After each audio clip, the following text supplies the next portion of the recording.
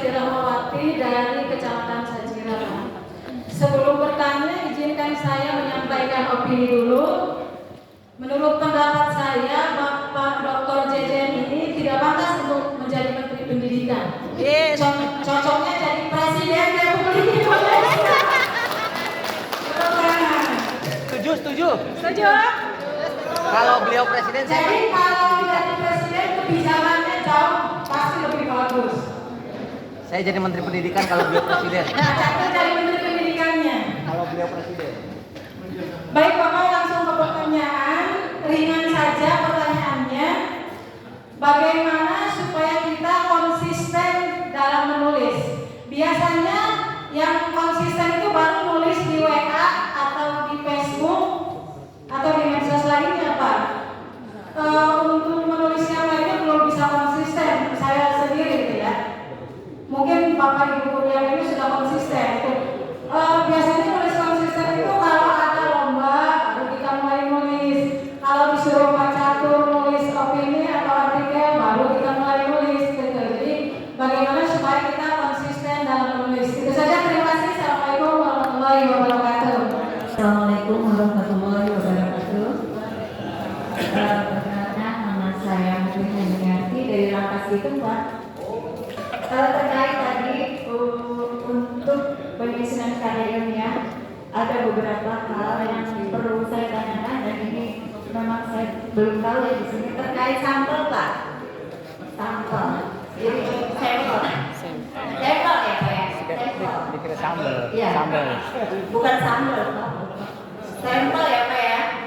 Apakah sampel ini ada persentasenya untuk setiap kategori yang tadi Bapak sebutkan? Karena apakah betul yang saya tangkap bahwa sampel itu akan mempengaruhi simpulan yang akan kita tarik di belakang ya? Jadi minyaknya seperti itu ya, seperti Bapak tadi sebutkan.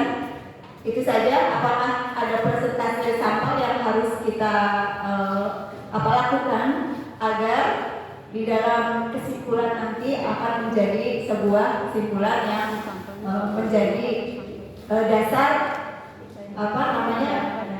penarikan kesimpulan di karya ilmiah. Assalamualaikum warahmatullahi wabarakatuh. Assalamualaikum warahmatullahi wabarakatuh. Nama saya Yunus Setiawan dari Kecamatan Cijaku.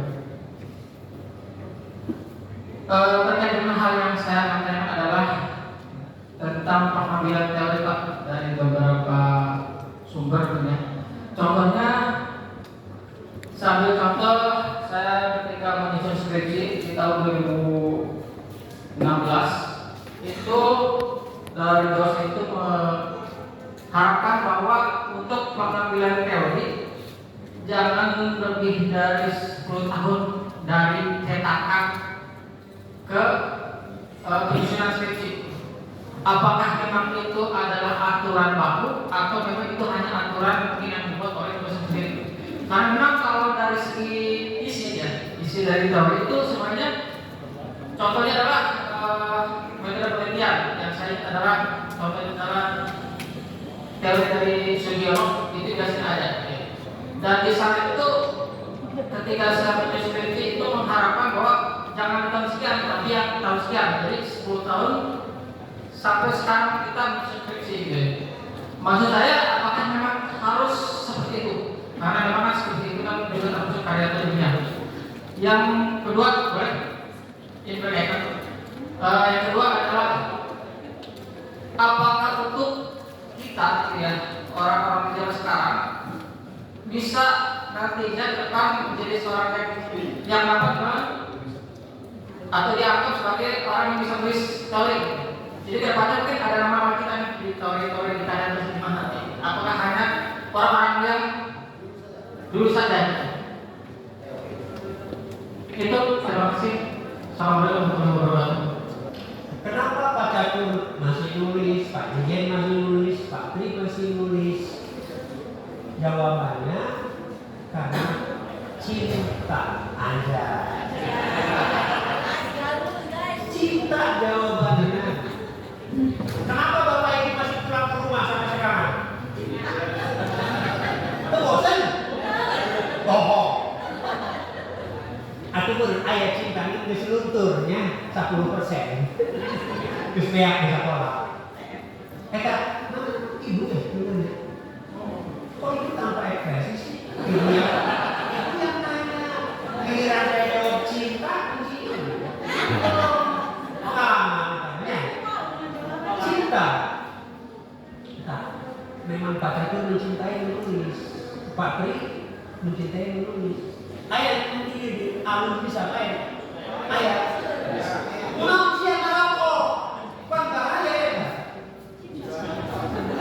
Cinta. Benar tak? Cinta ke Allah Subhanahu wa Ta'ala. Kenapa? Dengan merokok kita cepat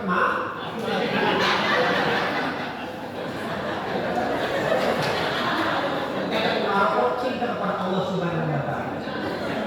Itulah cara mereka cepat dipanggil sama mereka. Benar tak? Bu, cinta. Kalau tidak ada cinta, hari bapak, hari ibu, jual kue, jual bangun pagi, bikin kopi, bikin teh, masak, cinta. Paksa.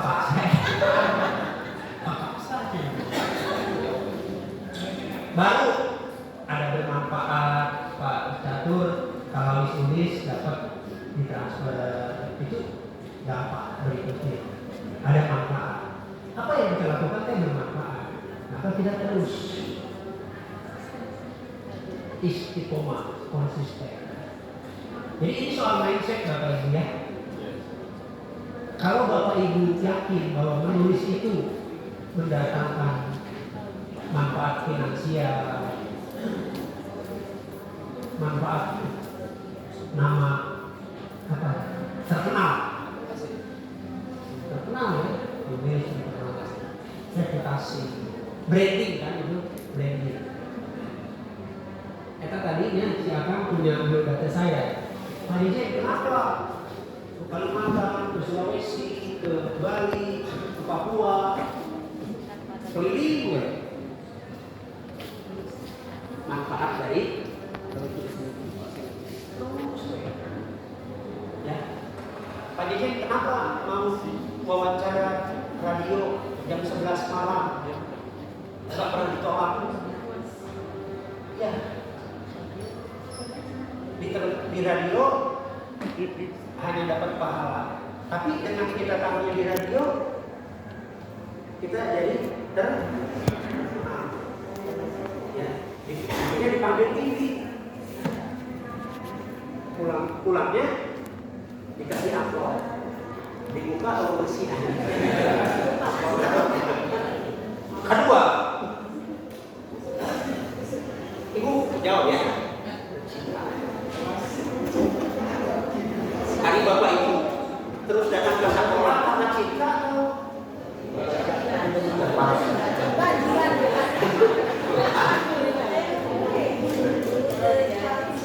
ibu sampel kualitatif cukup satu, boleh satu, misalnya penelitian tentang kepala sekolah, ibu boleh wawancara kepala sekolah ya. Kualitatif, gurunya beberapa saja, murid beberapa saja boleh. Tapi kalau kuantitatif, sampelnya itu kalau 100 ambil 100, kalau lebih dari 100 ambil sekian persen, beda-beda ya. Itu bedanya. Jadi kalau kuantitatif itu satu aja boleh, Kalau kuanti dia harus, misalnya nih kuanti yang ada di sini ya, ambil berapa persen. Kalau di bawah ini di bawah 100 ya? 20 ya. Jadi kalau katakanlah itu 100 semua itu mengisi angka 100 ya, kecuali lebih.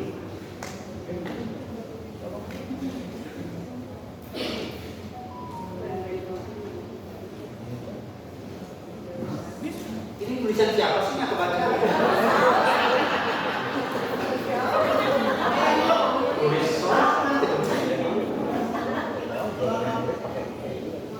Oh, 10 tahun ya?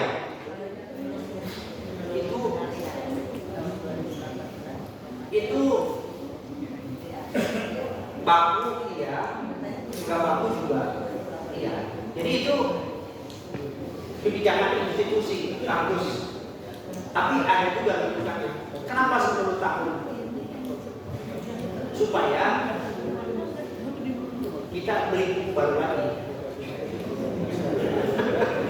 Katakan konspirasi. Supaya dosen, guru, buku laku ulang pakai rubah-rubah. Makanya kita sebenarnya kapitalisme gaya baru. Tapi ya beli buku. Jadi TPG-nya buat beli buku. Tapi secara pribadi kan bukan berarti buku-buku lama tidak bisa dijadikan referensi. Bisa tetap. Kalau kayak tafsir Jalalain, tafsir Munir, tafsir apa lagi? Ya, nah tetap bisa dipakai walaupun sudah lebih dari 10 tahun. Pak, kuncinya Bapak kuliah di mana, Akang kuliah di mana, ikuti aja aturannya. Ya, ikuti aturannya karena skripsi, tesis, disertasi yang baik yang selesai. Yang setelah selesai, cium tangan, ya, walaupun ya, lu penting lulus. Ikuti aja. Terakhir, siapa yang bisa nulis teori? Siapa saja boleh. Ya, siapa saja boleh. Tetapi biasanya begini. Jurusan tafsir hadis. Ya, teorinya Quraisy Shihab. Betul. Quraisy Shihab. Ahli tafsir. Jurusan teknik pesawat terbang. Teorinya Habibie. Politik. Teorinya presiden. Enggak ya. Jadi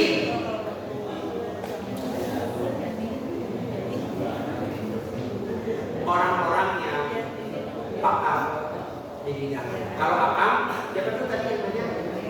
Kalau Akang, bidangnya apa? Iya,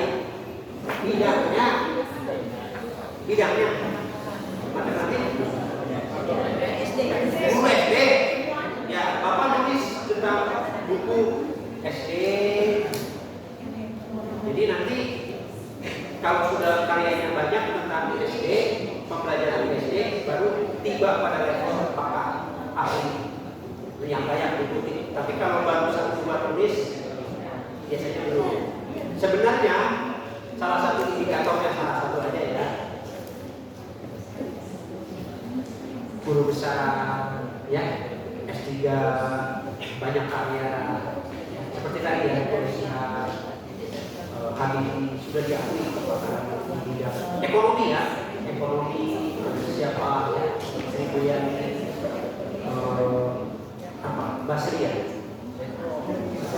bisa, akan begitu yang agak, tapi terus berkarya. Nanti kalau semakin banyak tapi pada prinsipnya semua kita bisa menulis teori, tapi karyanya harus banyak. Sehingga ya, seseorang itu benar-benar diakui kepakarannya.